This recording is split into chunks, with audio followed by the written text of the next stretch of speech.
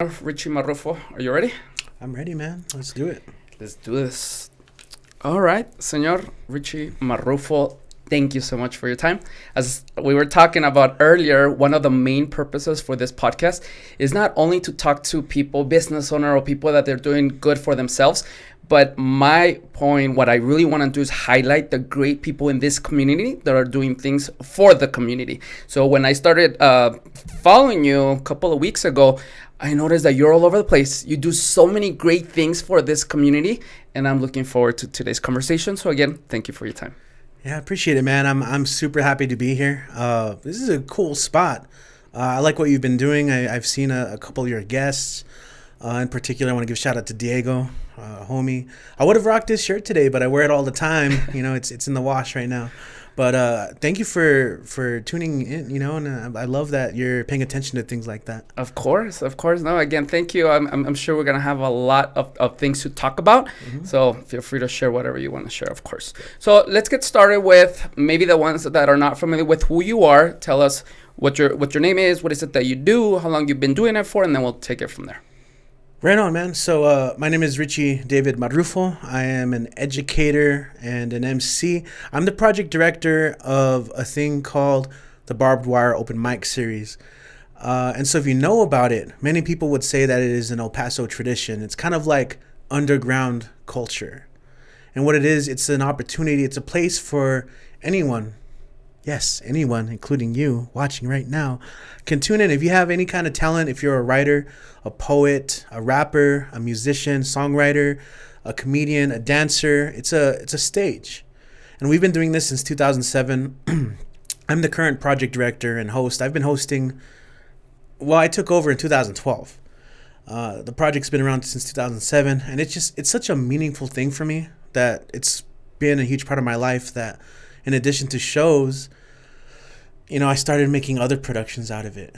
I was able to learn other aspects of arts and entertainment, and I've met so many great people that other things have grown and flourished from it, like its own podcast.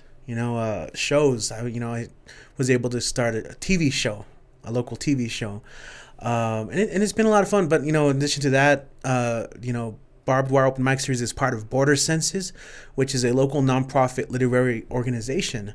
And we're all about supporting the arts. We do writing workshops for people of all ages.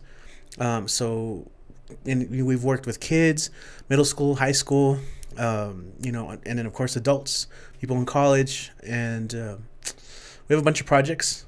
Forward is writing workshops for teens and young college students. Memorias de Silencio, which is writing workshops done by Daniel Rios Lopera, who it's writing workshops for migrants and families of migrants. You usually have a journal. We also do a podcast, a literary podcast called Literally Literary. And that's one of several podcasts that I help produce and edit. And so this is getting really long-winded, man. But I'm involved with a lot. Like you said, there was a point where I was involved with something almost every night of the week, put on many hats, whether it be a host, MC, or just a supporter. Honestly, that's one of my biggest roles too, is if I'm not doing my own thing, I'd love to go check out what show's going on that night or what openings around town. So we can dive deeper into all these things. And we will. So Thank you so much for sharing. Let's go ahead and start with your own artistic life, right? What is it that you started doing? When did you know that, there is a passion behind that? Talk to us a little bit about the start of your artistic life. Wow, yeah. How do I want to approach this? Is it my first heartbeat when I learned I was a drummer? I don't know. I can think back to times in my youth. I'm talking super young, when I realized there's a gift in being able to understand your voice and what it can do. From an artistic perspective, I loved. First of all, I'm grateful to have a strong upbringing. Parents that are both teachers and educators, so they supported creativity and reading. I always had like books, as a kid, and like Legos.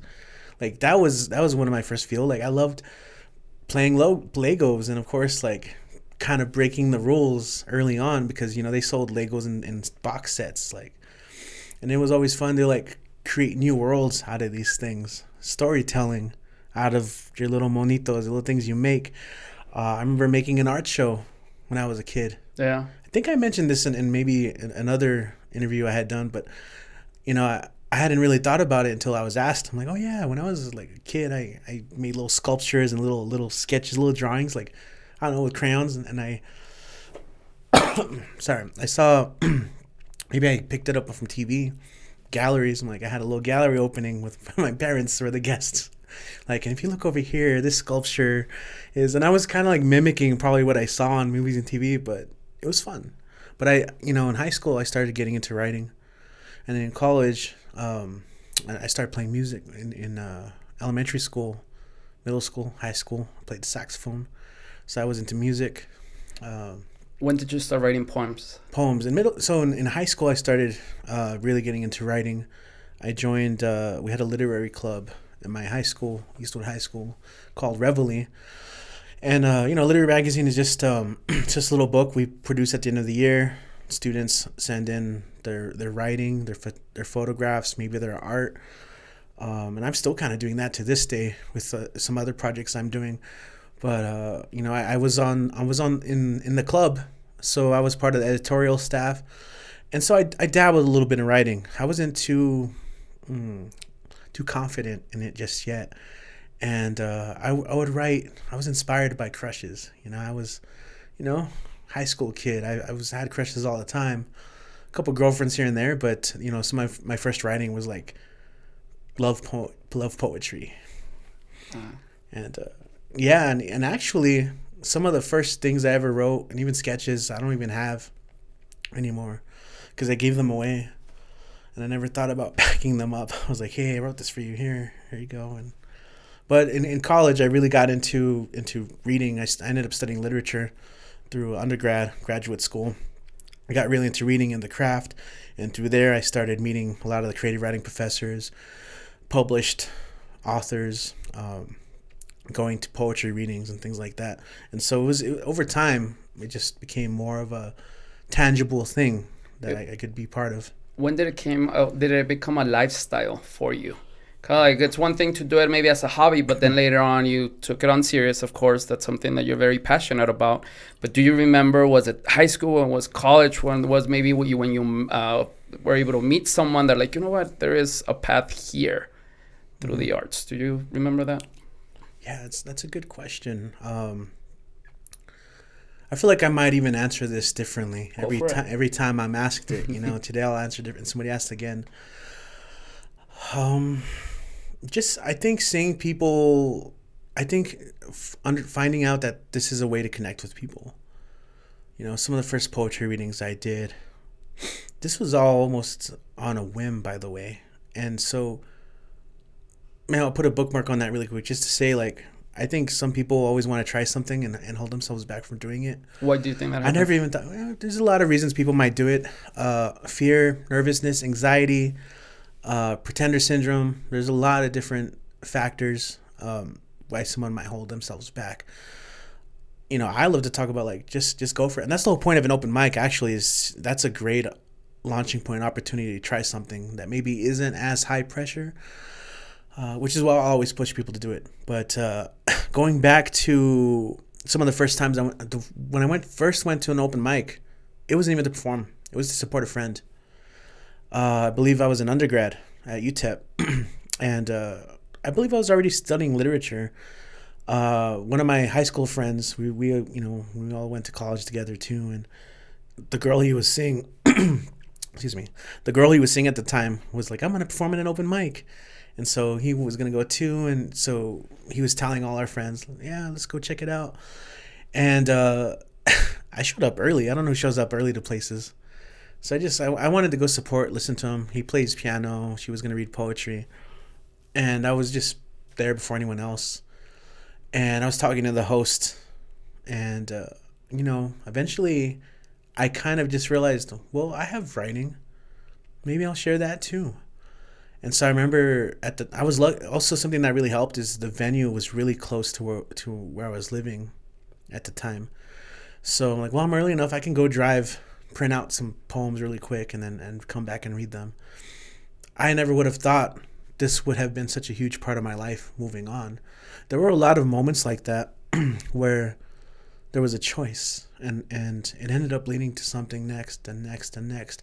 And so the more I started performing, the more comfortable I got. The more I started to experiment with my form.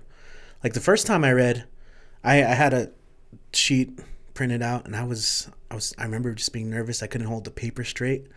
It's kind of hard to read. I remember speaking very nervously on the microphone. I know just you can always tell when someone's nervous because they're running out of breath, and that's how I was. Like I was just speaking like kind of short of breath. Like I didn't take that time, but it didn't take long before I started bringing out my saxophone, and I was like playing it and doing poetry. Like I'd say some like I'd say a line of poetry like, dim city lights acknowledge that we are not alone, and then I'd play some saxophone. And to me, I'm like, I'm creating some art. It's kind of cliche to some people, the whole like beatnik slam poetry kind of snap, but I found freedom in that. And just through grad school, I started going to more readings, and I enjoyed performing. I challenged myself to always memorize my pieces because it's more fun that way to the audience. Yeah. And when I memorized my writing, I could look at people and make connections. And so, I could see who's enjoying it. And as long as I was making connections with people, like seeing them nod along or smile or laugh when they're supposed to laugh, it just kept going, incorporating music. And then eventually it got to a point where I started helping out with the Barbed Wire Open mic. That's how you started. I got close. Just helping at first. Yeah. The guy who ran it before me, I want to give a shout out, Roberto Santos. He's also an English professor. He's one of the co-founders. We can call him one of the co-founders of the Open Mic Series. It was founded in 2007 as part of the UTEP MFA program, part of the creative writing program. And he did some great things with it. It was an event. It was once a month, last Saturday of every month. And, it was just, the place would be packed and people wanted to perform their stuff. And so I really liked the venue, and he's such a cool guy. He's not only a good friend, but a mentor. And, I'm so grateful for him. These things take help. There's a lot of factors that go into running a successful show, because you can host an MC, but also there's sound. Maybe you might want to have a DJ. You can, spreading the word, just getting the word out is a whole thing. Trying to help people find seating is a whole thing. So, I did what I could. I love to perform, but I just really love the concept of an open mic where almost everyone's equal. You sign up, and you go up and do your thing, whatever that is. Like I mentioned, it's just not writing or poetry. We would get comedians, we'd get musicians, people learning instruments, and there's no gatekeeping there. You don't, because we would get published poets, we would get professors. We'd also get someone who just wrote a poem for the first time last week, who wanted to share it, and to me that's one of the magical things. There was no qualifications. You could just go and do it, and oftentimes some of the newbies would like come through with some fire and passion and create magical moments. That's why I knew I loved doing that. And so eventually when it came for me, there was an opportunity for me to keep it going as Rob stepped aside to kind of do other things, start a family, fall in love with all those great things in the world, right? I ended up taking over as project director, and we were looking for new venues, and he likes to call me the great expander because it went from once a month to we were almost doing shows 12 to 15 times a month. At its peak, we had almost weekly shows. And the reason why we did that is because a lot of places wanted an open mic, and we do a really great job of running sound, bringing people out, a variety at that. Because there's a lot of other open mics, and some of it sometimes it's just comedy, which is fun, which is cool. But we had a stage for all kinds of arts. If I go back to the history, of the open mics, we've had all sorts of different types of performers. Not just what I've been mentioning, but I believe we've had magicians. We have had different types of dance acts, folklorico, modern hip hop, ballet. We've had I remember one time we had a dude swallowing a sword, like spitting fire. Wow. The bar was kind of nervous about that one because I didn't warn them, but mind readers. It's interesting, and I'll say this: I'm definitely romanticizing it because it's near and dear to my heart, but it's also not for everyone. You kind of have to be open to new experiences, and sometimes if we're at a bar, some people are just closed off to experiencing new things, and it's unfortunate. And also, I get it. Not everyone's gonna be into certain types of poetry. Maybe someone's being very vulnerable. The topic might be kind of taboo. And people kind of mock it or aren't into it. So I don't know. To me, it's also a practice of just being open to listen, to be accepting, understanding. And I've been doing it since, like I said, The Great Expander. More shows. I started a podcast to kind of be like an extended conversation with a specific artist. And this is where you have conversations with some of those artists, correct? Yeah. That was honestly the podcast I started in 2017, and it was it was kind of like my own expansion of the Barbed Wire universe, in the sense that the podcast is taking that stage and making it bigger by taking it online. Obviously, podcasts are the thing, right? We're in right here, right now, right? People on point. I dig it. You guys are here because you want to hear podcasts. You want to hear guests. And so I thought it'd be a cool way to celebrate 10 year anniversary from 2007 to 2017. That was our 10-year anniversary. Make the stage bigger. And so, you know what I'm talking about. So getting gear, learning how to set it up, how to get great audio, things like that. It's all a learning process. Yeah, it is. And definitely we're going to come back to the open mic because there's a lot of things, a lot of questions. But I want to go back to that moment where when you showed up to your first open mic and decided was it a poem that you wanted to recite, whatever it was? Because the truth is that even though you're sounding that, okay, it was just this that I did, but I'm pretty sure that there are a lot of people that, again, just like you said, it's a vulnerable thing to go out there with your material, or even if you're reading maybe someone else's, which I doubt that's the case, but most of the time it's their own material, putting yourself out there. I'm sure there's a lot of people that don't get that push, right? So looking back, were you ever maybe not confident enough to do it? And if you were confident, where is that confidence coming from? True. So essentially, at some point people were like, that was cool. So they enabled me, to kind of be bring it more seriously. I think that support can go the longest way. So I think when we have an opportunity to offer words of support to anyone when they do something, we never know the impact those words may have. Going back to that first night, it definitely was not my best performance ever. I was nervous. But you still did it, right? Yeah, enough to, I wasn't scared enough to never come back. Obviously I think I went a couple more times. Something that did help was having my friends around. It became like a thing, and then of course that led to new friends. And so that first open mic, that one was called Verse and Harmony, and that one was focused on writing and music. It was hence the Verse and Harmony, right? And it was run by two friends, Federico Villalba, he's a photographer in town, and Alfred Soto, who was a community activist, organizer, artist. He did a lot for the arts. He passed away a little while back. So, that was the first open mic I had ever really done. But through there, I actually had met Roberto Santos and a couple other cool, unique people that honestly, through their kindness and generosity, opened whole new doors. on music side of things, the artistic side of things.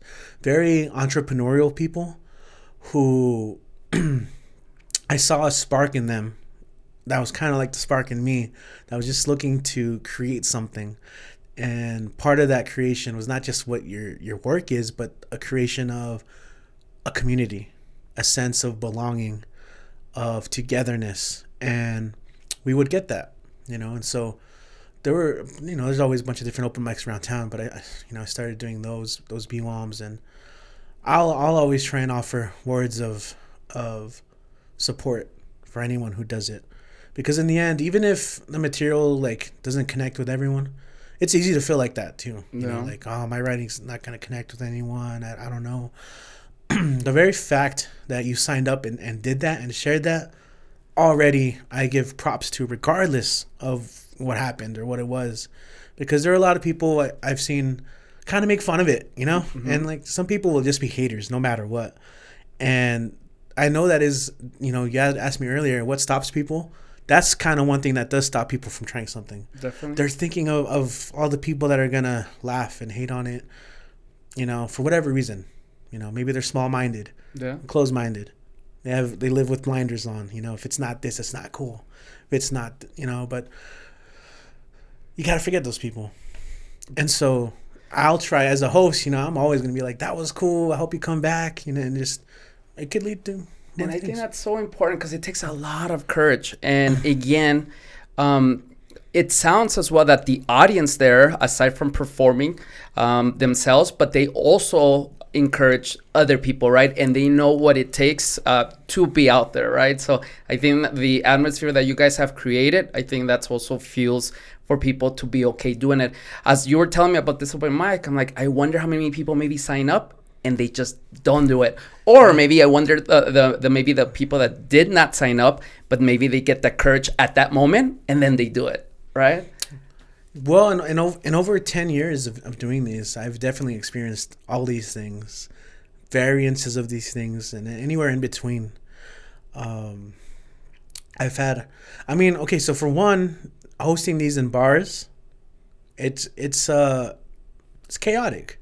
So we have this thing called liquid courage. Yeah, definitely. And so, on a good night, well, I guess let me kind of stop there, because you did actually touch on a point here about the audience. A lot of time at open mics, the audience is also performers. So it is important, I think, to establish a community, to create a successful open mic. And I would even extend that to not just open mic, but a successful art show or an event of some sort.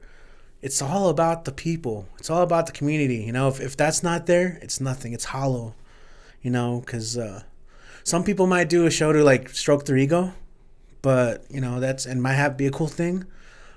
But in the end, if it's not incorporating other people, or like it doesn't have support, if you're not supporting other people, it's just kind of creating I always like to call it a web of meaning, like a spider web.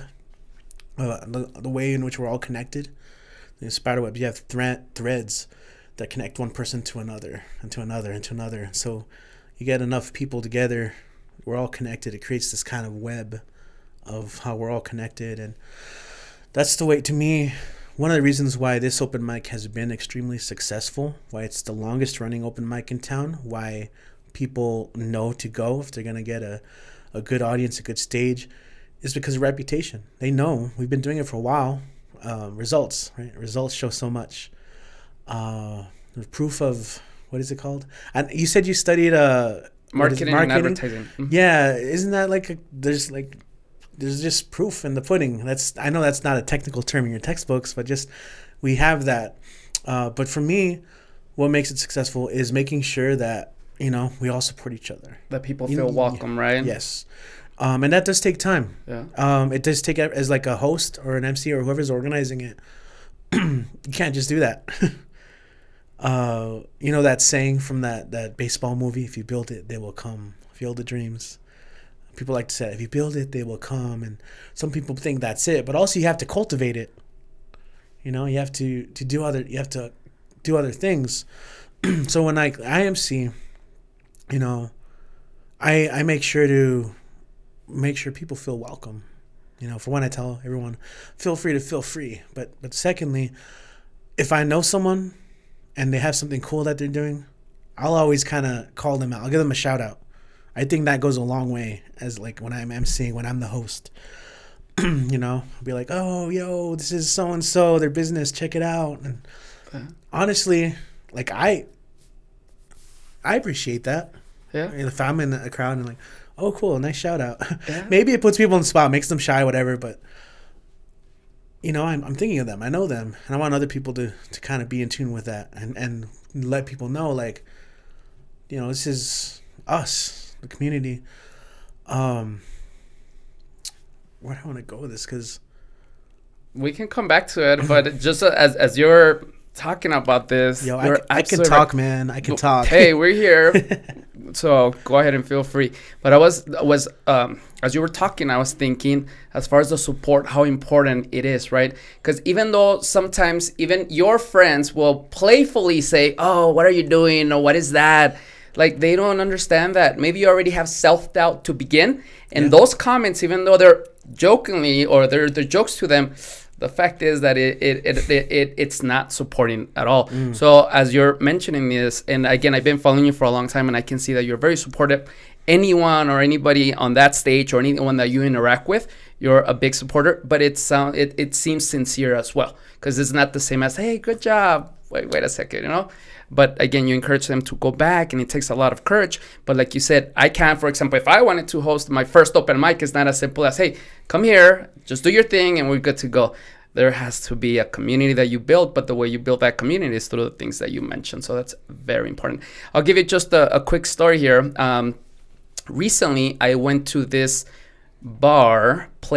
restaurant that has a unique, to call it, vibe, right? It's a little bit different. I won't go into it's a little bit too hipster for what I usually go to, if you want to say it that way. Okay. And I invited this one friend that he told me that I said, hey, let's catch up, let's have a beer, let's go drink and everything. And I had this thing going on, like, hey, let's come to this place.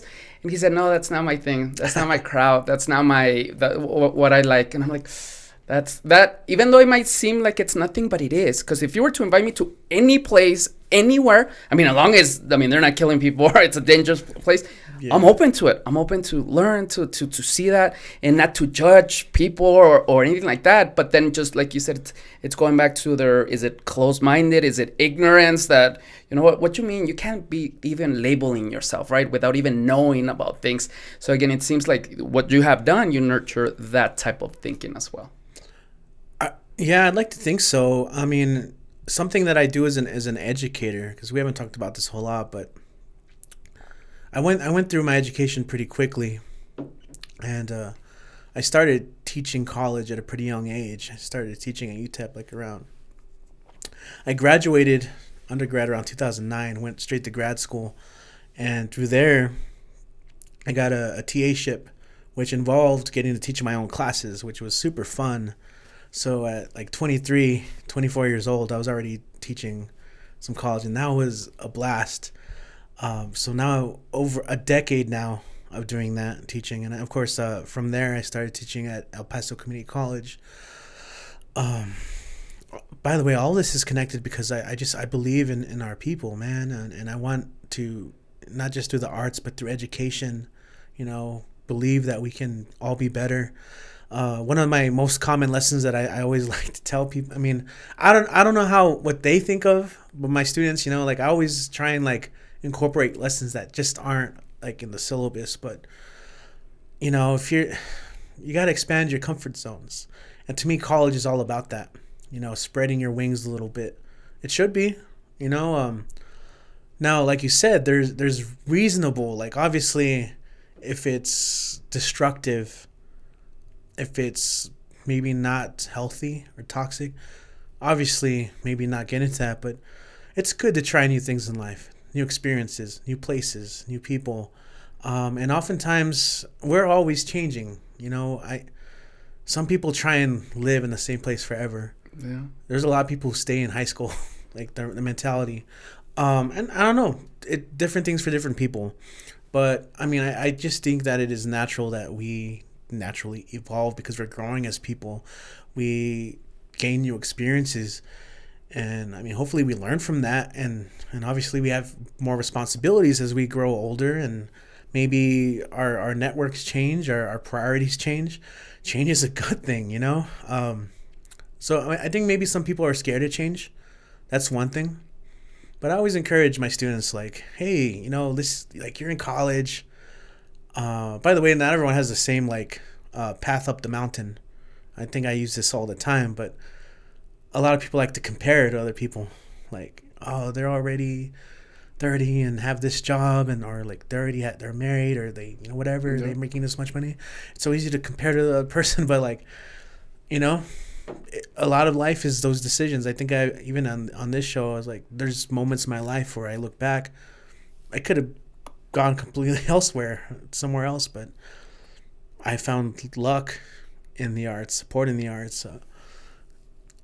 So sometimes you talked about how, and the reason why you bring this up, earlier you were talking about if somebody wanted to try something and their friends like, why do you want to go here, or why do you want to do that? That happened to me. In college, I started going to some open mics, and I had a close friend group. We known each other all the way since high school. They weren't really into it. Guess what happened?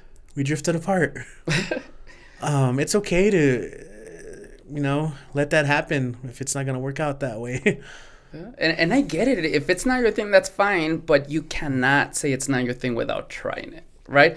As long as it doesn't go against your values, of course, right? I mean, wait a second. And I think that's one of the biggest problems out there is that we label ourselves to think that we're a certain way and we only interact with certain type of people, or we do things certain way. But the fact is that usually the most successful people, and I'm talking about money-wise, are the ones that are open to learn, to make sure they're influenced through other cultures, either traveling or interacting with other people. Mm-hmm. And again, as you were telling me this, I was like, I wonder if I invite 5 of my friends, I know that at least 3 of them for sure will say, nah, I don't want to do that. I don't want to go that, but I really want to go. Yeah. I was telling you I wanted to go this past Thursday. My soccer team was playing, so I couldn't go. Shout out to Cruz Azul. Hopefully we're champions now by the time this is released. And if not, I'm going to cut this clip right here for sure. But going back to that, it's so important. And even if they say it in a way that in their mind they're joking, but they're not. There's a lot of times when we joke around, there's some serious behind our little joke, right? Mm-hmm. Just to be funny. But no, in reality, are you really being supportive? And sometimes when the answer is no, then it's our obligation to understand that, you know what? Okay, well, maybe for this thing, let's or maybe look up or ask another friend. Mm-hmm. I always say, because a lot of people are into that, your friends, they need to support you 100%, that if they don't share the same values, that you need to find new friends. I understand that, but to be honest with you, and this is where I'm going to tell you like very specific examples. I have friends that are maybe not as positive as me, or maybe they're not open to new things as me, right? Mm-hmm. However, they're really good with maybe giving relationship advice, right? Mm-hmm. Maybe they're really good at that. So guess what? I still hang around with them, but guess what? I'm not going to talk about business. I'm not going to talk about mindset. I don't know why I use that example, but if I wanted some relationship advice, then I'll go to them, right? Because I really think that it's really hard to get someone that it's really good at everything and now that call it a friend, right? Because again, especially now I've been hearing that a lot, that, I only hang around with people that think like me. I understand, I get the concept, it's good. I mean, as long as it's not too negative that now you're going to become negative is good. But at the same time, every person has like their strengths, right? So as long as that when you're with them, you focus on their strengths and don't talk about the things that you know already, that they're their opportunity or the things that are negative. I mean, you, for the most part, you should be good. Yeah, no, absolutely. You want a diversity of people they hang out with. And honestly, though, life would be pretty boring if like everyone you hung out with day in and day out was exactly thought the way you did, or loved every exact thing that you did the way you did, So no, that's absolutely true, man. That's crazy. Gotta keep people. I love it, and of course, ultimately it's just, communication in any relationship, long way. So if you can connect in other ways, yeah, absolutely. So, people who support you. But on my show where I interview artists and musicians, I've had so many people like tell me like because they wanted to pursue, say, music as a profession or art as a profession, how many like maybe family members or like even like friends were like, don't do that, that's dumb of you, or like that's, they wouldn't believe in them, and that's like, so at least find the people who do support. You can keep those people in your life, absolutely, right? Because, you know, they're family or whatever, you guys have other interests. But definitely find the people in your life who support those dreams and goals, and surround yourself with those people. Because you were saying, right, you don't want to surround yourself with the same thing. And also, it's one of my favorite things. That's how I always learn from people, you know? And that's kind of one of the beauties of also getting to always meet new people. Yeah. Is like you learn new things or are challenged in new ways. So That's good so cool. Another reason why I'm doing this podcast is to also expand my circle of influence, right? The people that I talk to. I mean, that's so important as well. So that's one of the reasons why I also do the podcast. So I wanted to ask you, how strong is our art scene, if you want to call it that way? I know we had Diego on, he was great. And I was doing my research. I noticed photographers, I think we're on point with photographers, also painters. But aside from that, like poets and other things, how strong is the El Paso scene? Yeah, so in an overall sense, I have seen, because I've talked about being involved kind of in a general sense for over a decade now. And it makes me feel old to say this, but it's nice to see. I think today we have a lot more opportunities, a lot more support, a lot less infighting. What do you mean by that? So it's kind of like a negative stereotype, but when I was getting into scene, something that I heard all the time was like crab in bucket syndrome. And essentially, it's just, the concept is like, if you have so if we look at the phrase like literally, if you have a bunch of crabs in a bucket, if one's trying to climb out, the other one's going to pull it down. I kind of always hated that metaphor because, we're not trapped, we're not stuck. It's kind of a mentality, and only from what I've seen, some people can get competitive. There's some gatekeeping, from time to time. I'm talking about like just over a decade, but I've seen it grow so much. Now there are a lot of spaces that are being made available. There are a lot of people opening galleries and studios, places where artists can be showcased and thrive. And I see, also with the advent of technology, advancements in technology, and in a way in which it's more accessible to people, that I think more people are getting into different types of art and production. It's a lot easier to buy these kind of mics, than say 10 years ago. So I think more people are getting more bold, and I love to see it. And as long as we have a culture of supporting one another, it can go a long way, and so from the literary sense, I studied, like I mentioned, in literature programs, teaching English, also through Border Senses, that nonprofit organization. Our whole goal is to promote literacy in El Paso's literary arts. And so when you bring up literacy, unfortunately, it's kind of a rough thing to bring up, because here in the region, we often have really low literacy rates. People are having a hard time with their reading and their writing. And so for me, that's also why I do all this, because when it comes down to it, literacy is just understanding language, and there's a lot of storytelling involved. And so with the work that I do, it's just trying to get people more confident in their own literacy skills, the literary skills. So literary is kind of more the art form. Literacy is like reading, writing. And I think as we promote the arts and we promote the literary arts, we can encourage more younger generations to maybe get more involved with, improving their work. And also, when people, so I don't want to get into that whole debate right now, but like the other thing is language is always changing. You know, we're all learning as society, as a culture, and there are a lot of people who kind of sneer at slang, at lingo, but I just think as long as you can communicate a good, strong story, communicate effectively, it can go a long way. It doesn't have to be like when people say perfect English, right, or perfect Spanish, right? It's just really like that's what people are currently using, but we don't use like all that the perfect English, perfect, like that's not what we used, 100 years ago. That was different. So it's all changing.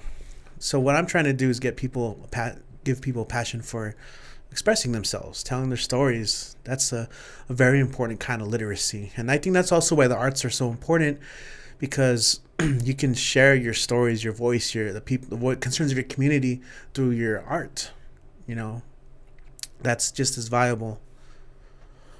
And so it's there's some way to go, but I mean, as long as I think people are there for it. Yeah. Because it makes my heart hurt a little bit. That maybe people aren't reading as much, like, and the problem is maybe people are equating it to like homework and stuff, and it's not. Reading can be fun. You could learn so much about the world through that. Yeah. Now, do you think this way because of your parents being teachers, both of them, right? Mm-hmm. Is that I'm sure it had to influence you. Obviously, you already said that they were very supportive about that. So from just to go back to the last question I asked. So based on what your answer was, it is stronger. However, there's still an opportunity. Now, when you talk about the opportunity, I think you were very, very detailed with that. So my question is, what are we missing, right? What is it that we're missing? What is holding us back? I think you touched a little bit on that. But if you had it your way, what are some of the things that we can get stronger at so then we can have a bigger scene on this? A bigger scene. In this case, we're talking more of the literary arts. Well, systems of support would be good. And I think this probably just expands to the arts in general.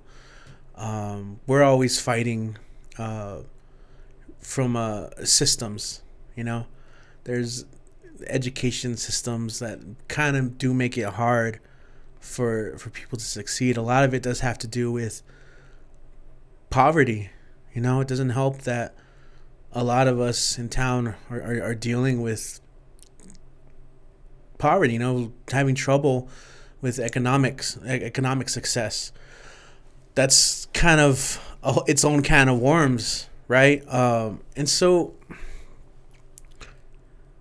supporting programs that, maybe support, not in school, but maybe like community writing workshops or painting classes. Just, I think it's always in the future generations. We have to inspire them and have them understand that they're capable of anything as long as they put, like have their mentality that they can do it. Because I think sometimes so many people feel defeated,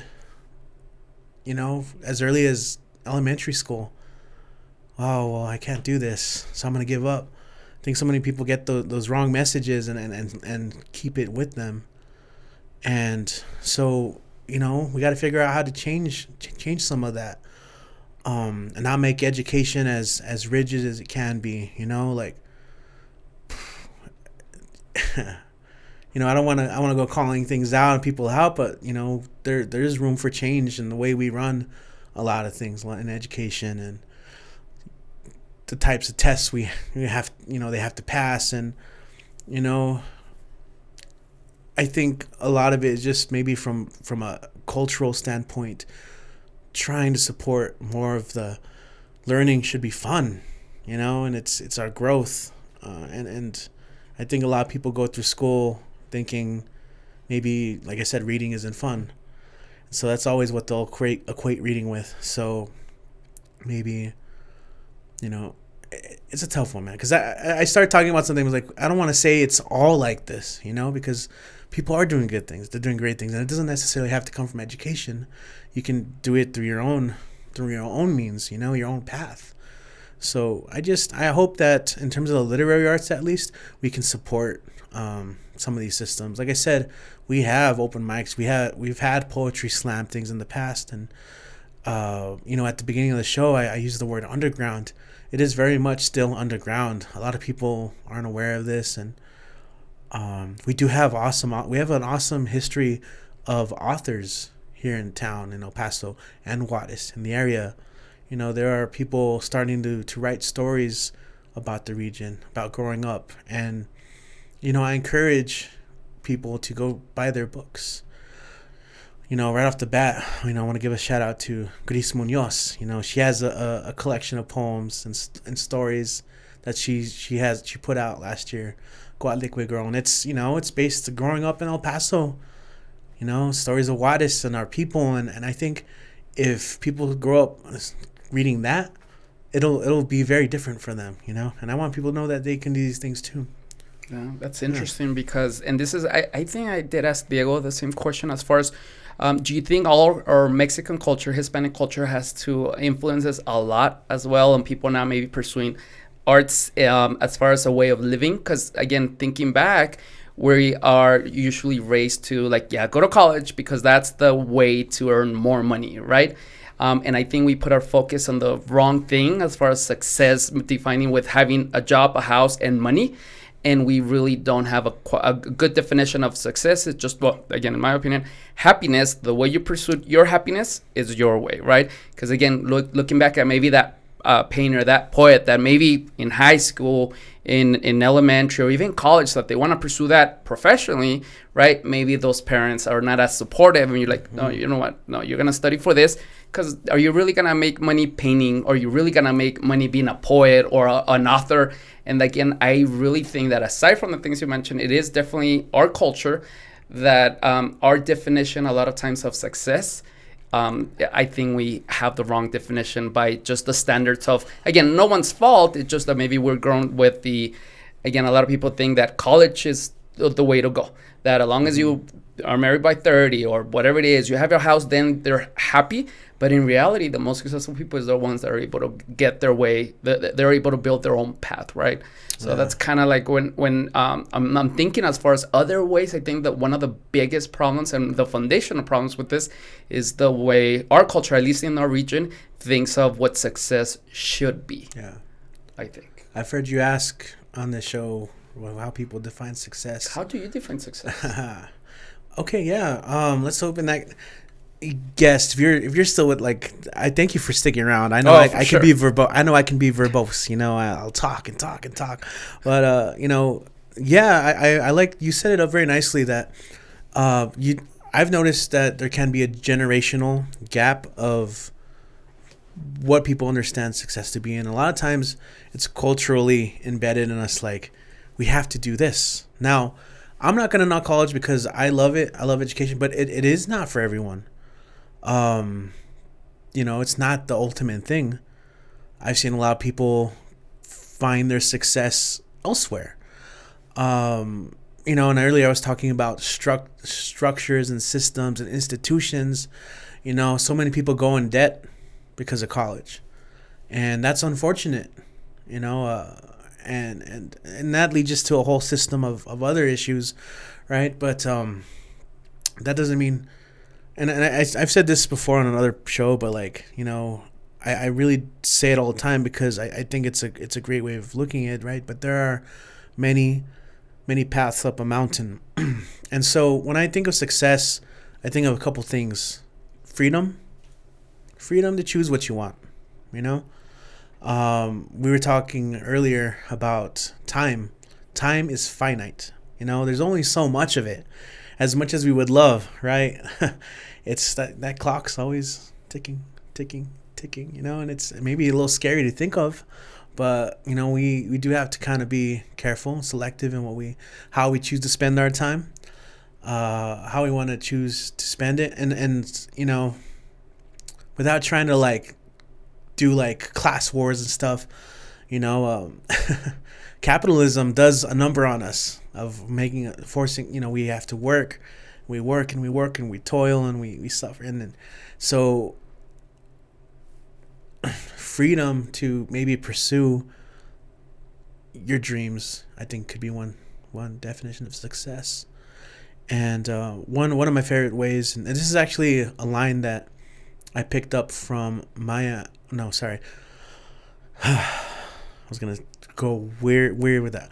Toni Morrison. She's a well-known, established author. Probably most famous book is Beloved. If you've never heard of her, check out some of her books. But she did a commencement speech where she talks about the preamble. That famous phrase, how everyone's guaranteed a life, liberty, the pursuit of happiness, right? Very famous line.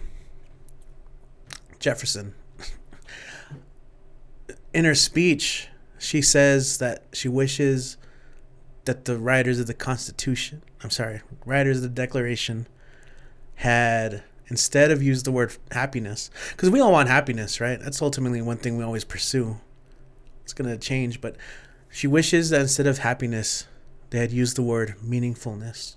Wow. Because meaningful, how do we create meaning? What are the things that create meaning? Because it's not necessarily going to bring happiness all the time. In fact, I think if we pursue happiness, there's a lot of research, in psychology, current psychological studies, and they call it cognitive. What's it called? There's like a whole study of positive, oh man, I should have touched up on a lot of stuff again, but we study, happiness. Harvard teaches a whole course on happiness that is pretty popular. And oftentimes we chase it, trying to recreate past times, and it's almost like a endless pursuit. But meaningfulness is different. What are we doing in life that's making us feel meaning? Because happiness kind of becomes a byproduct of that. As long as you're doing meaningful things, creating meaning in your work, whatever work it is that you do, are you feeling meaningful in that? You're pursuing that. I think those are good questions to ask. And I think if you are pursuing that path, I think that's a good definition of success. How are you doing on that path? Do you feel meaningful in your life, personal, interpersonal relationships, your work, your if you have any hobbies or passions? It's always good to reflect. Is this meaningful for me? Am I putting what I need to into this? Should I try other things? Expand boundaries. It's always kind of coming back to that question. So, okay, let's get into this subject, because to me it's so interesting. Because you can also find meaning through happiness, right? Mm-hmm. And let me expand on that. I'm a happy person. I honestly am a happy person. And when I think about what makes you happy, right? What is it that, because sometimes I go on my trips, and what is it that it's happiness? And I was like, well, I'm not smiling 24/7. That's not happiness. Mm-hmm. But I think I finally got it. To me, at least what makes me happy is, first of all, enjoying every single moment, right? Even if it's a bad one, if it's a good one. But the main thing that makes me happy is that, not that I smile 24/7, but there's very, very, very few things that make me unhappy. Okay. I can't, very few things that make me happy. And through that, I am happy. And sometimes when, when I'm around people, the one thing that I do brag about, the one thing I feel super excited, that I feel like I'm on top of the world, is that I'm happy. You might have more money, you might have this, but you know what? I'm happy. And can the same thing can the same thing be about you? And most of the time the answer is no. Now, as you're saying meaningful, you are right. I think I am living a meaningful life to me. Mm-hmm. But for me, it's kind of through my happiness, I'm being meaningful, right? And I don't know if it can be the same concept, because it brings meaning to my life, knowing that if I was to die tomorrow, you know what? The one thing that I want people to remember, you know what? That guy was happy. That's it. Yeah. That's it. Yeah. You know what I mean? I really don't want people to remember me for the podcast, for the business, for my work, for being a good parent. Maybe I'm not. Whatever it is, I want people to be honest with, you know what? That guy lived whatever years, mm-hmm. and he was happy. Mm-hmm. You know what I mean? But to that for me, that's meaningful. Yeah, no, absolutely. That sounds exactly what, that definitely does fit in line with what I was saying here. because you're not actively like pursuing like happiness as a thing. It's rather what you do, and which is meaningful, helps you recognize that. And also it sounds like you don't let things bother you too much. Like living in the moment is such an important thing. You know, there's so much to be said about our mindsets. Yeah. You know, can go a long way. There's circumstances, yes. Mindsets, yes. Nice combination of the two. Like, what do we do with it? Like, we're in control of only so much. So what we can't control, you know, let's get there. And so it sounds like you're in control of your emotions there. So which is pretty good, pretty sound. You know, and we went. I'm sure someone's gonna be like, "Oh, I enjoyed those 5 minutes." Let me ask you this. Just finishing the subject of this. How successful and happy? Because again, you have done a lot of great things for the community. But right now, we'll get into your personal thing as far as some of the things that maybe you have stopped doing because you're so much helping the community. We'll get into that for sure. But how successful, whatever your definition is of success, how happy, whatever definition of happiness you think that is, how successful and happy are you at this point of your life? Oh man, this is the part where I break down. No, I'm kidding. Like, take me back. No, I'm kidding.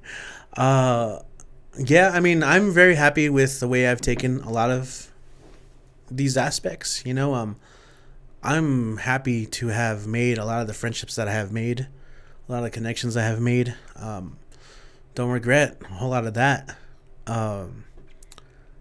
In terms of, you know, things like the open mic, I would continue to love growing it. I would love to, you know, so for me, I feel like I'm on the right track. There's still like places to go. Like again, comfort can be a dangerous place, you know, in a lot of ways. Like so what I'm saying here, so to use a specific example, I like where the open mic's at. That's great. But also like I'm thinking, well, how can I also get this out to more people? How can I celebrate more of the performers who come out to this? And so I was telling you, I have a new series where, you know, this whole past year, because of the pandemic, I didn't go out as much. I was able to save a little bit. I invested in some new equipment. I got a camera, invested in some studio lighting, a teleprompter. So now, you know, in addition to the podcast, I'm doing a new series called Fresh Cuts. And that's, you know, inviting people into my studio and recording their poetry or songwriting, maybe just recording some of their story, putting it on YouTube. You know, there's popular series online like Button Poetry or Right About Now in terms of like poets and writers. These are YouTube videos of people sharing their work.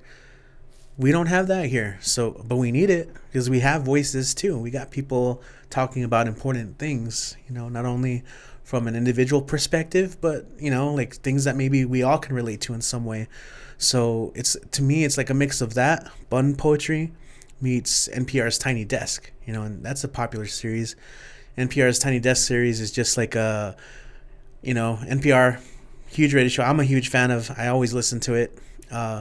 You know, there's little concerts that they have in their studio. Simple as that. They set up and just people perform. It's fun to listen to. And so to me, like, even though things are good, like, well, let's do this now. And that's fun. Like, that's a whole new thing I'm pursuing. Like, now I'm learning video now, learning how to edit video. And that's kind of part of the fun in life. You know, I'm not pursuing, like, what is happy, you know? Like, well, I'm happy doing a lot of things. But I'm also like learning new things is one of my joys. So that's always like production, learning new things.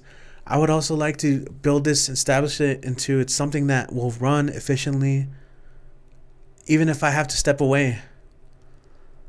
To me, that's the big one right now. Trying to establish this as a generational thing where, I don't know, if something happens to me, it might just be done like that. You know, I don't want that. So, you know, I know there's people involved and it maybe, you know, there's new people in the future who might take over. That's one thing, right? Journey. So, you know, I'm satisfied with a lot of things there, but like, okay, there's ways we can go. Not thinking about the end just now, but it's good to start thinking how do we keep building on things. That's what I'm thinking of. I want to interrupt you. Did you notice that you haven't answered my question? And I'm not trying to be rude, but I was wonder leading up to it. Yeah. If you're saying all this because does it mean that once you get there you're happy, or is it that you're? Well, it's not. It's not really a destination. Okay. Though, you know, like I don't see it as like you can park there. Like I experience it. No, I totally experience it. You know. So the question is when I how successful and happy you are. Oh yeah, of course. 10 out of 10. I'm 9 totally out of 10. satisfied with where I'm at right now. And like, so example in that part, yeah, that's what I'm saying. I'm great. Like, I don't feel dissatisfied or like nothing's working out. I'm super happy with like the community we have, and it's like I said, I'm enjoying it. So to me, that means I'm happy. You know, I'm having fun with it. Yeah. You know, and it just means there's room for growth. Yeah. With everything you do, and that's why I was so excited to have you over, because you do so many things, and when I really analyze what you do a lot of things for other people, right? So like, this guy must be really happy and very satisfied with that. But now that you're talking about progress, Tony Robbins says that progress equals happiness, and as I think about it, I'm like, you know what, you're right, because I'm always thinking of like progress, like myself, my life, in whatever way possible, and that brings me a lot of joy, you know. So as you're saying this, and again, you talked about things that you want to go to, I just wanted to ask you on the, is it a pursuit of happiness, or are you happy right now? Of course, there's a lot of things that you want to do, but are you still able to enjoy those moments, you know? I think it is really important, right? It's maybe a good distinction, but like we always have to celebrate our victories. Take that moment and enjoy them. I do think that that hustle culture can be a little toxic, you know? Like you sacrifice maybe a mental health or enjoyment, or more importantly, those moments to actually enjoy something, enjoy a moment. People are like, all right, what's next? Oh, can't sleep, I gotta work on this. It's, you know, it's tough, because obviously you want to work on your business, you want to work on growing, expanding, getting to work, but like at what cost? So I mean, maybe so in line with your question, because to me it's always fluid. It's a fluid thing. You know, it's not like so rigid or static where it's like, all right, happy, boom, park. It's more of like stopping to watch the sunset for a little bit, take some breaths. That's nice, you know. I'm happy with that. Yeah. It's a good day, you know. And then we just, you know, obviously then the sun rises again the next day, and we do it again, and maybe go on to the next thing. And but I guess in some it can get a little too much for some people. So I don't know, take those moments for yourself. Yeah, no, definitely. Thank you so much for the conversation around happiness. Somehow, some way we went there. But definitely important. I really enjoyed having conversations like that, because that's where I have found that maybe I can help someone, right? First of all, set your definition of what success, happiness is, and then go for it all in, right? Yeah. Pero bueno, let's talk about, just to close the series on the open mics. Sure. Talk to us about, is it weekly now? Is it monthly? Give us a little more detail so anybody that wants to do the open mic. That's a great point. So by the time people are listening to this, it might already be different. So what I recommend is, you know, people seek us out online, where we're everywhere. Now the media might change. Like if this interview were 15 years ago, I would have been like, all right, check us out on MySpace. That's not a thing. Yeah. So right now, you know, we're using Facebook, Twitter, Instagram. Those are the popular sites, but who knows? They might be gone a year from now. So, you know, just try and tap into the community. Right now, you can go and find us in those places. You just type in Barbed Wire Open Mic, and it's always going to change. Right now, at the time of this recording, right now we're just monthly, once a month, for Last Thursdays. You know, I've always been a huge fan of Last Thursdays El Paso. It's just an attempt. And, you know, you're talking about how the art scene's been, I mean, just to see the way Last Thursdays has grown. Maybe 3 or 4 years ago, it was like only downtown. Now it's all over the city. It's in Socorro now. Central, there's a lot of growth in Central El Paso. It's downtown, Central, you know, north side, south side, Socorro. There's shows last Thursday of every month that you can go hit up, and there's so many of them that you have to choose. Really? That's a good problem to have. Yeah. You know, like damn, I can only make it to these 3 things, and so right now we're working with Old Sheepdog. I love that place. The owners are huge supporters of the arts, of culture. They always do these really cool custom beers. You know, Yeah, they we wanted to go there so bad. I love it. Yeah, we did a Power at the Past beer, you know, and they also had like a Barrio Love series, all cool stuff. And so they were as soon as I said, hey, let's do an open mic here, they were in right away. And so far we've had two. First one, we had to move inside because it was a rainy day, a little cold, so we went inside. It was packed, you know. We just recently had the second one. You've already mentioned it on the show, but we were able to go outside this time, and it was more packed. You know, there was a lot of people inside, outside. You know, people standing around checking it out. It was a lot of fun. We're gonna get back on some shows. We're finding. I want to choose the right venue. I feel like you just can't set up anywhere, because I want to work with a business that will understands what we're doing, and so of course that will support. I want to find a venue that's all ages, you know, because to me, a lot of the open mics are done at bars, and like if you're not 21, you can't go. But you know, like I mentioned earlier, we have to encourage youth as well. So, you know, we were doing open mics at a coffee shop. It closed down.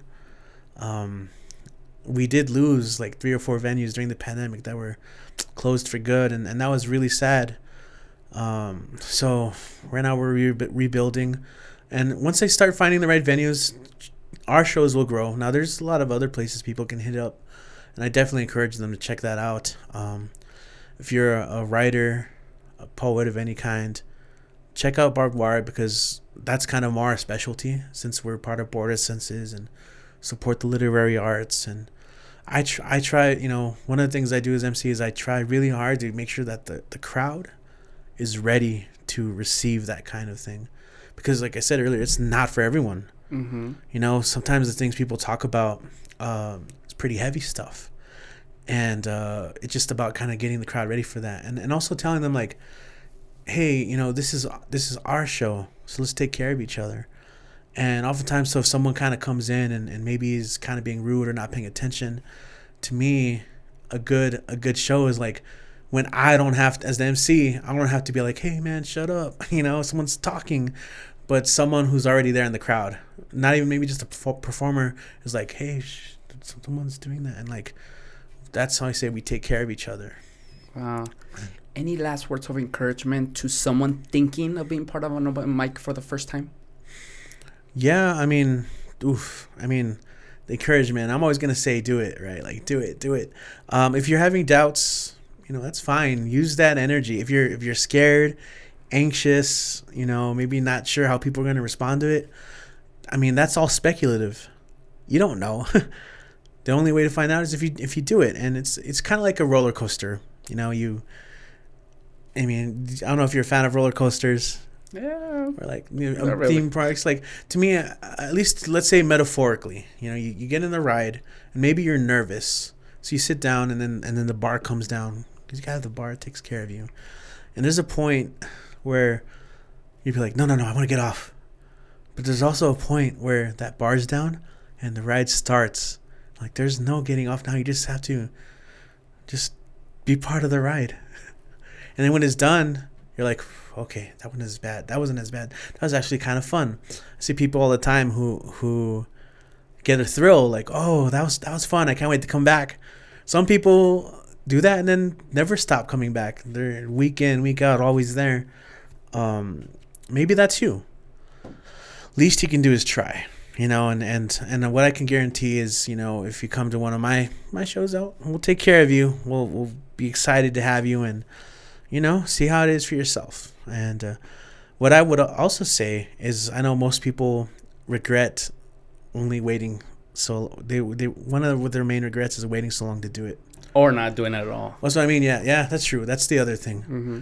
I mean, there's always articles about like people on their deathbeds talking about the regrets. That's always on the list, like those regrets. I really wish I had done that thing. So I don't know, think about it. If you have questions, you guys can ask me, you know. hitting me up on that. Nice, senor. Well, thank you for that. I'm definitely gonna go to the next one. I did want to take, well, I was thinking of taking my daughter to one of them, but you're right. Going back to that, one of the disclosures or rules, that's of course it's a bar. So if you're not over 21, and so as you mentioned, I'm like, you know what, that is true. We do want to encourage our youth. Well, finding another venue that maybe we can go and cater to that, or maybe have open mic for kids.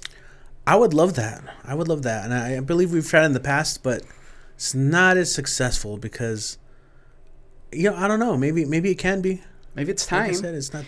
Maybe I seen this pandemic. We'll talk about the pandemic in a second. Yeah. It did help a lot of people, not only with their own mindset. Well, yeah, with their mindset, of course, but not only the way they were interacting before with their own personal life, but I seen some change with also how they're raising their kids now. Some people, not a lot. I'm not gonna here tell you that I know a lot of people that changed drastically, but I think I noticed the priorities changed a little bit, and I think that's a good thing overall. But bueno, let's end with that. Thank you so much. Now, I really want to talk about your personal life right now, in the sense that COVID, and I want to get into COVID as far as you doing so many things for other people, your own artistic life, your own poems. You're also a musician. Like, you do a lot of things. Where are you at right now? Did you have any difficulty through the pandemic? Talk to us a little bit about your own journey here. Yeah. Thank you, man. In general conversation, we had mentioned this, but for as long as I've been doing all this, a lot of my personal stuff has taken a backseat. And if I do have any regrets, is I would have taken more time to develop, and I still can. I'm still here, of course. When the pandemic was looking to really disrupt our everyday lives, when venues started to close, and it looked like it was gonna happen, and we were put on quarantine and stay-at-home orders were issued. It was a very interesting catalyst in a lot of ways. Now, I mean, when I say all this stuff, I'm purely speaking from an artistic kind of point of view. Obviously, it was scary, terrifying, thinking about what's happening in the world, and just making sure that people would stay healthy. That was always the main concern. Now, stay-at-home orders. One of my first initial thoughts is, I'm finally going to be able to write my book, or I'm going to write so much poetry. I'm going to start writing music. And when it's done, I'm going to be ready. I'm going to have all this stuff. And a lot of people thought that too. And some people did it. And for me personally, I realized that a lot of my inspiration, a lot of what helps me flow is just by being around other people. And being by myself, because it was just me, as far as humans go. I had two cats, but they can't really have that human conversation or whatever. I found myself really quickly, my well was dry, so to speak. So I found myself having a hard time creating. And that was really stressful. I also mentioned that this was an opportunity to rest. I'm getting older, obviously every second we all are.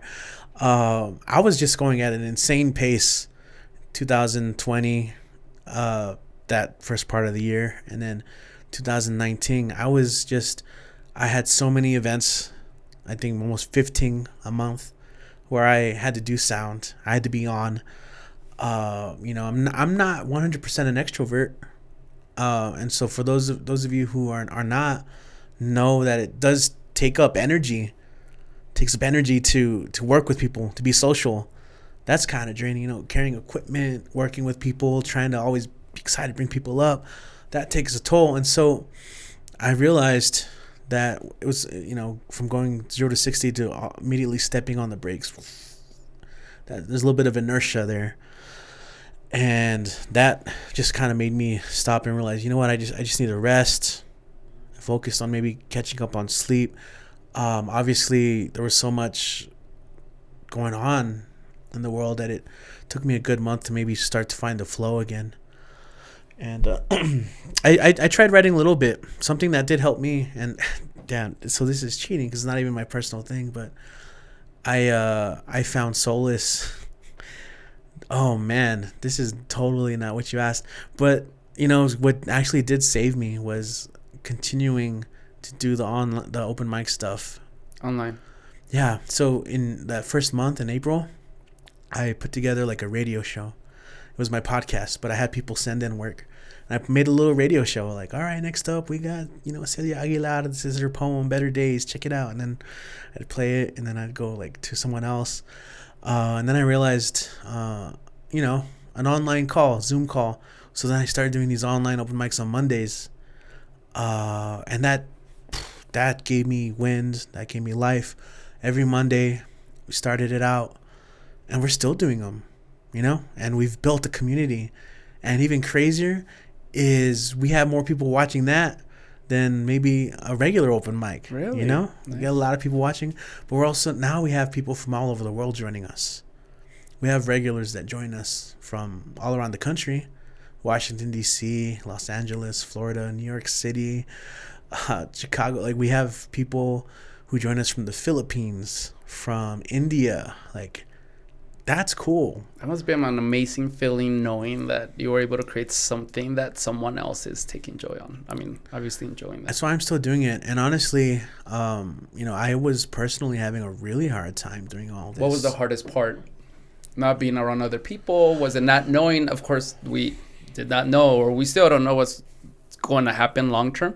Yeah. But what was the hardest part for you? Yeah. So again, like, the main thing was just concern of what was happening in the world and for everyone's health, and just making sure that we could make it through this. Say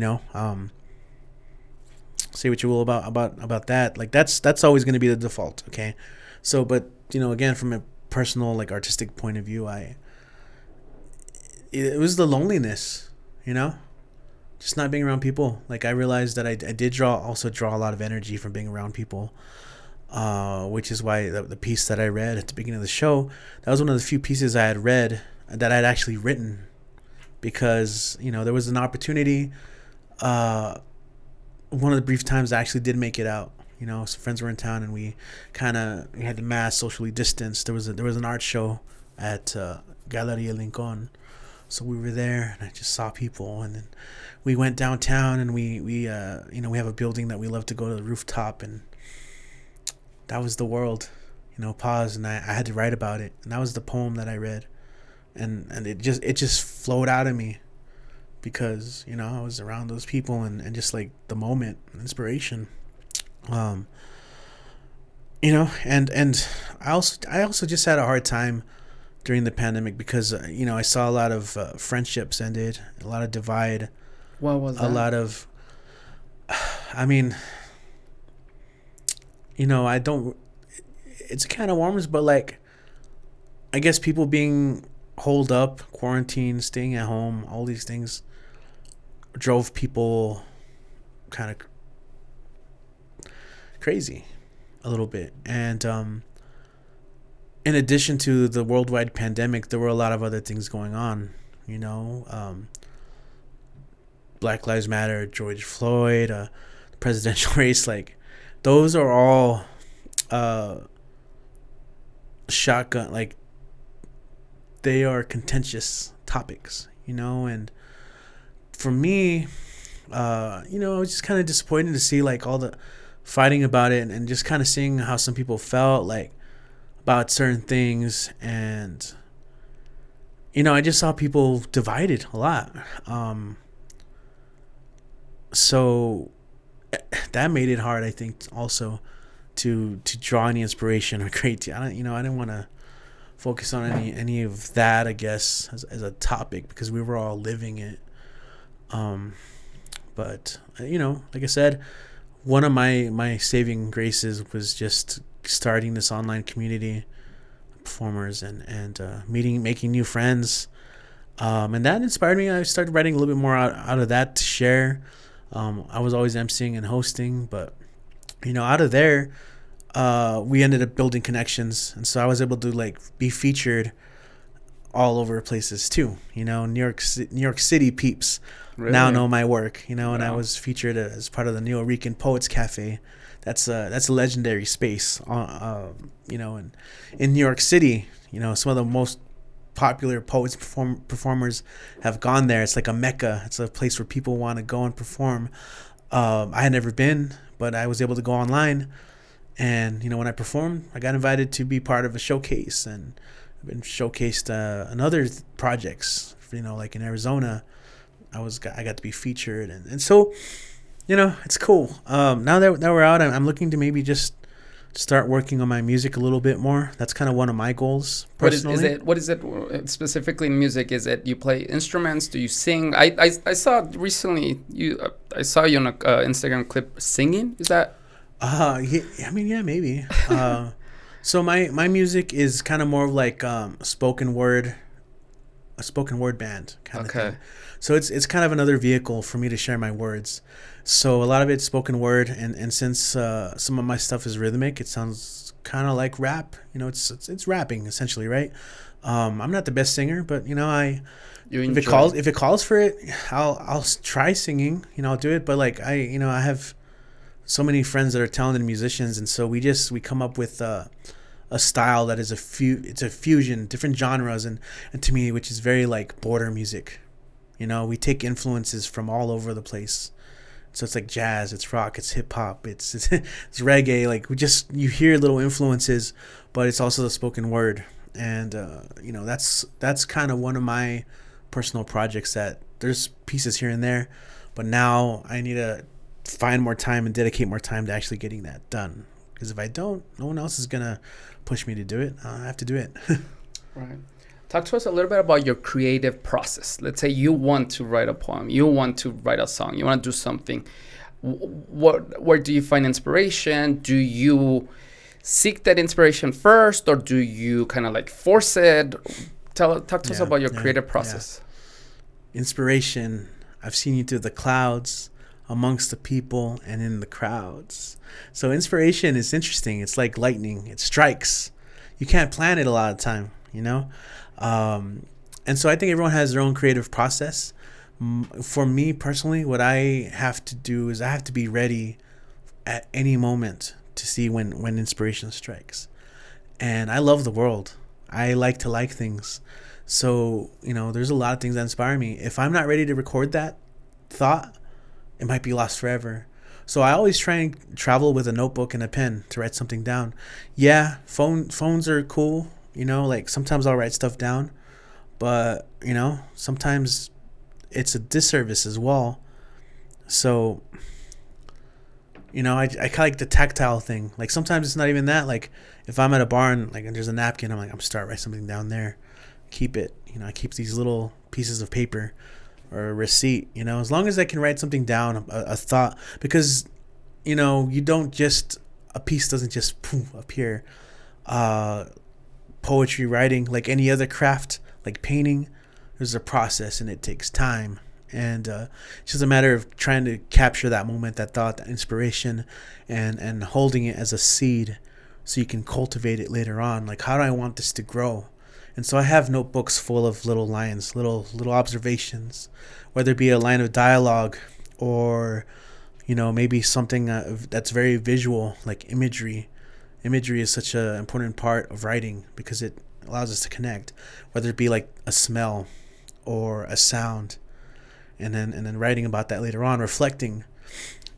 So yeah, for my personal process, I have to write it down as soon as I can, or I'll forget it.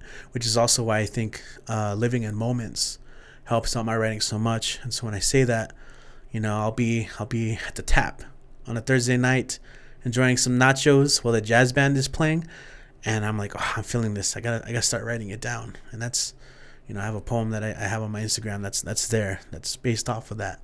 That one I read was just being with my friends and kind of feeling the cool air, keeping it socially distanced, but maybe having some brews. And did you write it all at once? I was gonna ask you that. No. Yeah. So like I didn't compose it on the spot, but I definitely remembered it. And so sometimes it's just like thinking of a line. With that one, mira, manifest this tequila, like that was later on when I was at the studio. We were drinking a little bit of tequila, but I didn't have any cups, so I had a coffee cup. Manifest this tequila into discarded coffee cups. And I think of like a quote from Bruce Lee: the usefulness of a cup is its emptiness, and so it's like just trying to bridge stuff from there. A lot of stuff I'm interested, philosophy, other works, illusions, right? It's just like, again, building, just like a painting, a visual painting. You start with your base, and then each time you add a stroke, it gives more detail, more depth. And writing's the same way. Do you believe everybody is creative? Sometimes when I ask around, people say, "No, I'm not that creative person. I'm not that type of person." And in my thoughts are like, yes, you are. You just maybe develop it a different way, or you're able to showcase it in a different way. It doesn't mean creative like just painting or coming up with something. It means maybe the way you're doing things, in my opinion. But do you also agree with that everyone is creative? Yeah, you said it right there, man. That's it, man. You said it. No, everyone, like, that's the thing. Yeah, people try and use the same litmus test, right? Like, again, judging based off someone else. Like, they'll see someone painting a beautiful artwork, a beautiful piece of art, and be like, I can't do that. But, like, you nailed it. Like, it's not necessarily that. Creativity can be also the way in which you do things, problem solve. There's a lot of creative problem solving. People get, if they need to fix something in the backyard, something's broken. I've seen hella creative people become engineers on the spot. Yeah, I see what you mean. Like, become, pulley, whatever, duct tape. You know what? That's creative. Like, how to fix something. Creative problem solving is a awesome thing. How to talk to people, is I think a talent, but it's also creative because, you're having to think of stuff on the spot. People who are good speakers, people are even if you're a good liar, that's creative. It's not necessarily a good thing, but some people are really good at fabrication. And like you said, it could be so many things. Like, almost if like they're passionate about something, like maybe you're a mechanic. There's almost even an art form to, like, when someone really knows how to do something, they're so smooth at it. They got a whole process. It's fun to see. Yeah. Do you get ideas and let me go back a little bit. I find that I get ideas at night when I'm asleep. Well, when I'm trying to sleep, but for some reason I can't.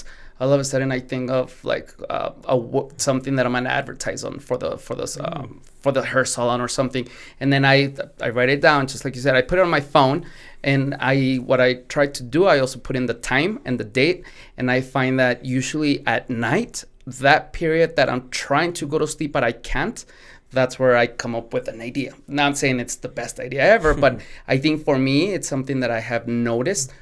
I mean, this is for years already. The only problem that I see now, though, is that a lot of times, like, I'm very tired, right? I have, like I was telling you, like, my day starts at 6 and it ends at 9:10, right? So I'm so tired that I go to sleep right away. Mm-hmm. And guess what? I mean, that's good, but then I'm suffering with maybe not being as creative as before. You know what I mean? So, do you get maybe your ideas when you're drinking, at night, in the morning, when you have conversations with your friends? What is it that you have noticed for yourself? That's a good question, man. And we all have different routines in our lives, and I think that's important to acknowledge. Personally, I feel like I've been more of a night owl. I feel more alert nocturnally. I think I'm just more inspired by nighttime. It becomes an interesting world where my mind is more active, runs more. I feel like I'm more productive. Like, I can just start doing stuff. And that part of that is because, in the business of running shows and open mics, those are late shows. So I'm already accustomed to that. So I think I've just trained myself over the years. Just that's when I'm active. That's when I need to be on. Teaching, sometimes I have to be up early too. Not much of a morning person. It is definitely more of a struggle to be efficient, whether it be talking to people or just trying to complete tasks. It is definitely more of a struggle. I think routine plays an important role in all these things. And so, like you said, once your routine changes, Oh man, that's rough. Like, so I'm glad you were writing stuff down. I do that too. I don't know. Were you not dreaming? Do you have dreams? Like, what if you wake up and do like a little dream journal and just try and write down the first thing you do is just maybe it's still there and you don't realize it. Yeah, maybe I should do that though, because I remember when I wake up, I remember my dreams, but then 20 minutes later, idea. They fade away easily. Yeah. That's why when they talk about keeping a dream journal or a dream notebook, you just that's the first thing you have to do. Otherwise, it's just gonna That's so fade away, disappear, ethereal. But I'm definitely more active at a night, and a lot of that is through just having drinks with friends, conversations. I one of the places I work often is Power at the Pass, and that is an art studio. It's a creative space over 3 years, and there's just art all around the place. There's people working on projects, all sorts of creative things happening that it's easy to just kind of vibe off of that. We're like, all right, cool, I'm doing this. Nice. Actually, you went into my next question. I was gonna ask you specifically about Power of the Past, because I follow it. I seen it. Mm-hmm. It seems like I can't still get my finger around. Like, is it what is it that they're using? A podcast? Is it what? Talk to us a little bit about what that is, please. Yeah, a lot of people have that question. It's interesting. How do I? It's always being succinct is the question. So ultimately, what is it's a space, right? But it's also a book. Ooh. Okay, so now I'm more confused, by the way. I know exactly. It's always fun because it's really my friend and colleague Valentin Sandoval. He's an author. He wrote a book of poems called South Sun Rises, and it won the Southwest Book Award. And what this led to was him meeting Don Shapiro. Don Shapiro is a well-respected businessman in the history of El Paso. The building we're in was a fact. He purchased this building and he started a jean manufacturing company, Action West.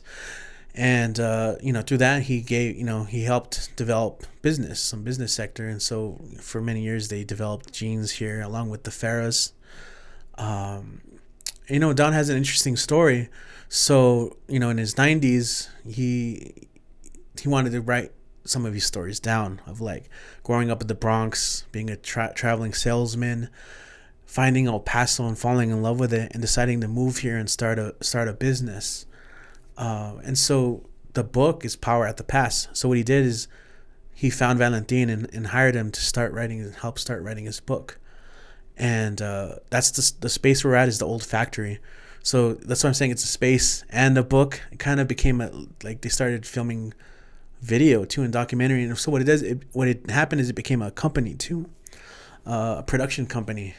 So they're shooting commercials, writing, and through there, since it's a big space, there's all these rooms. He started renting it out, having artists in residencies.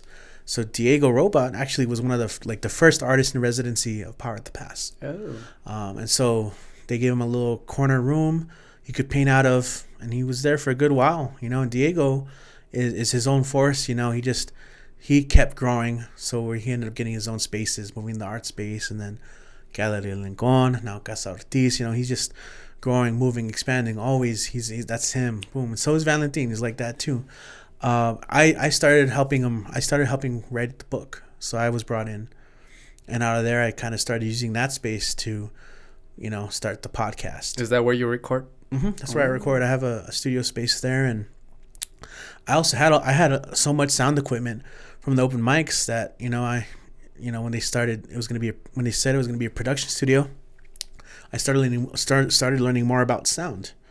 How to use different types of microphones and how we can use those for shoots. And since then we've had all sorts of art shows, fundraisers. Space is always evolving.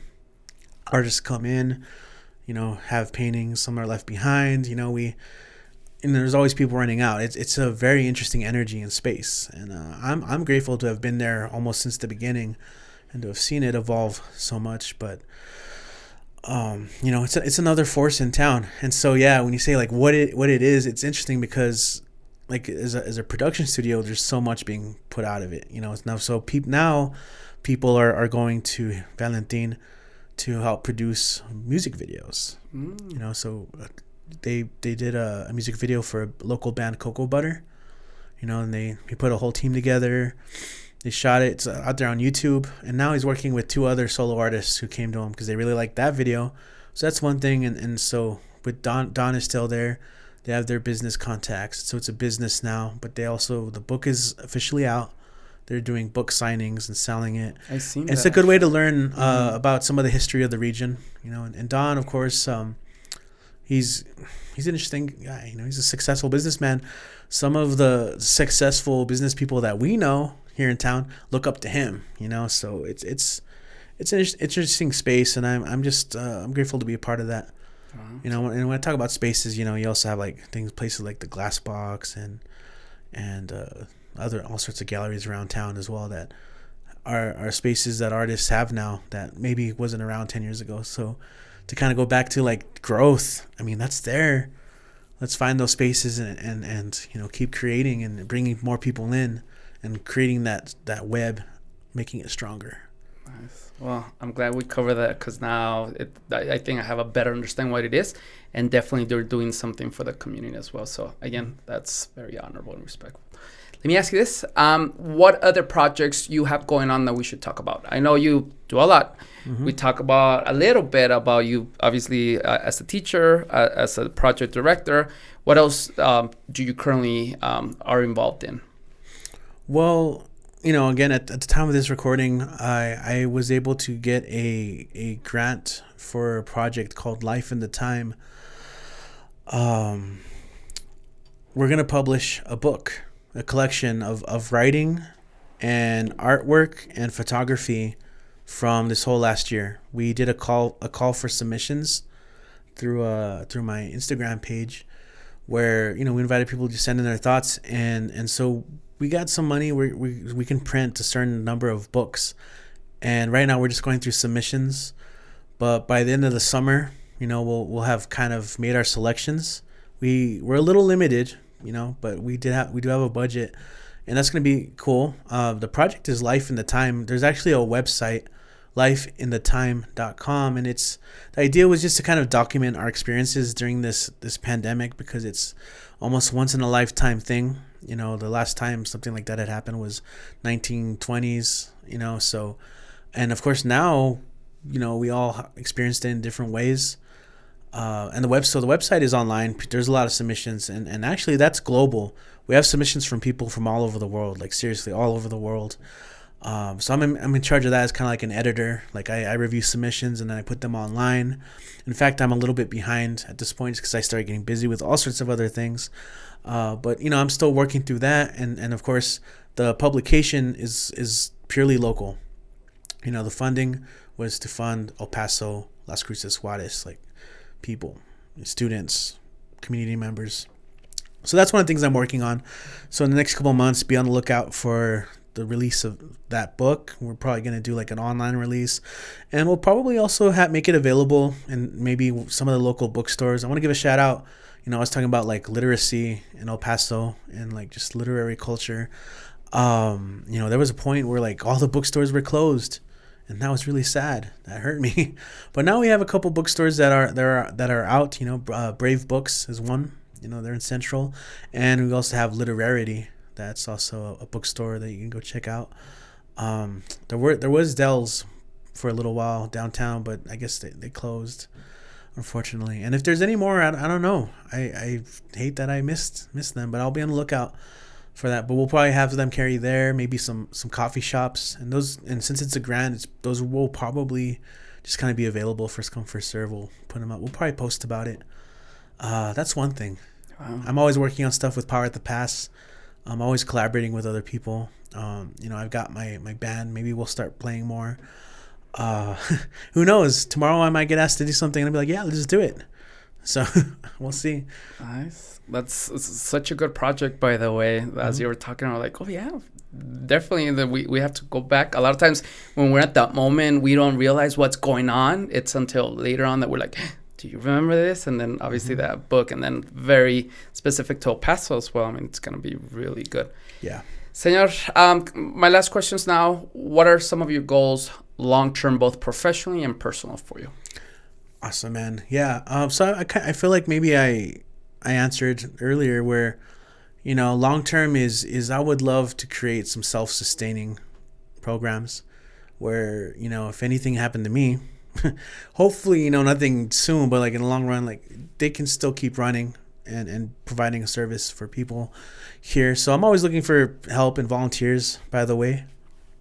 Wink, wink. Personally, I love what I'm doing. Like I don't have any intention to stop for a while just because, again, it's meaningful. While it is work and it can be stressful and tiring at times, it is also meaningful. And it does provide those moments of happiness, of the magic of moments, and getting to experience people be themselves or like unleash their art and see their joy. Like that brings me joy. So I want to continue that as well. Personally, I maybe get a little more comfortable, more freedom. It'd be nice to get a little bit more freedom to travel. That's one thing. Because I'm running a lot of these things by myself, I do not have as much free time to say, like, if I wanted to just go camping for a weekend. I usually have to, I do it because, I think I emphasize it is important to take breaks. You just can't go all the time. But it'd be nice to, eventually dial that down a little bit and maybe just focus on other things, more travel or who knows. Like that's kind of the fun part about the future is it's open for anything on your whim.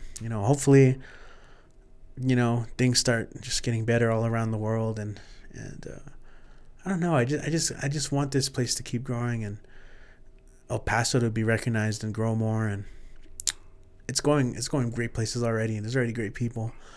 I just want the world to know more of it. Nice. Maybe in the upcoming years. Senor, I definitely have to thank you because all of your answers or our conversations, not only about you, this is what I want, this is like even what you want for it to be true. A system. That's true, like after you're gone, you're thinking of like the cause, the big picture, right?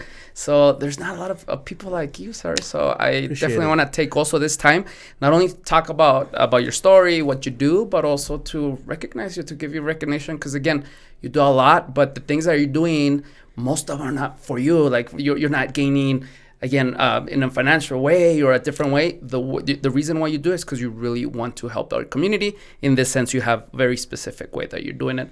So I really mean it, senor. Thank you. Appreciate that. Yeah, that's right. I kind of did go around the question, huh? No. I mean, financial stability, I'll take it. If you guys are gonna throw money, hell yeah, let's do. No, but okay, I'm gonna stop there. No, that was great. Let's do it. How do you want to be remembered when, I don't know how to position this, but how do you want to be remembered after you are gone? And I'm sorry if I could have positioned that a little bit better, but you know what I'm trying to say. Oh man, that's hopefully not too soon. Yeah. Not that's a good question. Legacy is maybe something we always think about in some way. I don't know. I'll just leave that up to time. I can't really say for sure. Like, who knows? If anything, I just hope that. I haven't thought about that too much. Just like, it would be cool, Just I see. I'm envisioning a. But even that alone, that's an answer, because that means that you're not doing things because you want a statue, because you want to be remembered for, you know what I mean? That alone, that you don't have that in your mind. Of course, it would be cool to be remembered, just like I was saying, that I'm happy, right? Yeah. But the fact is that once I'm gone, I really don't care what you guys do. You know what I mean? So the fact that you also have not thought about it, it says a lot about you. Yeah, I mean, it's kind of weird to think about that stuff for me, but I hope we're in a good place, Overall, like I hope the world is a little better, healed. Maybe we understand each other a little better. I didn't even get into this topic, but like creating good spaces for people where they feel welcome. In a way, I have, but El Paso kind of went through its own Me Too moment a little bit, And we learned a lot about some of the scenes and institutions, and I hope that we can listen to people when they're saying something and change as we need, without getting offended by that concept. But I just hope we're in a good place, a better place. Nice. Yeah, thank you so much. I have enjoyed our time a lot. Perhaps we're gonna have a part 2, because I know that with you we can. Because we were talking before started recording for a while, and I know we talked about a lot of subjects. So again, that's just the type of person that you are. So I really enjoyed today's conversation. I appreciate that. Let me ask you the last question though. Oh yeah. This is something that I ask every single guest. Give us one thing you love about El Paso, right? Mm-hmm. Yeah. And one thing you would change or improve about our city. Okay. Wow. These are for the sound bites, so I gotta come with it. One thing that I would change. Can I start there? Does that have to be in order? Yeah, go for it. It's like one of those good news, bad news things. I'll go with the bad news. Not necessarily bad news, but I'm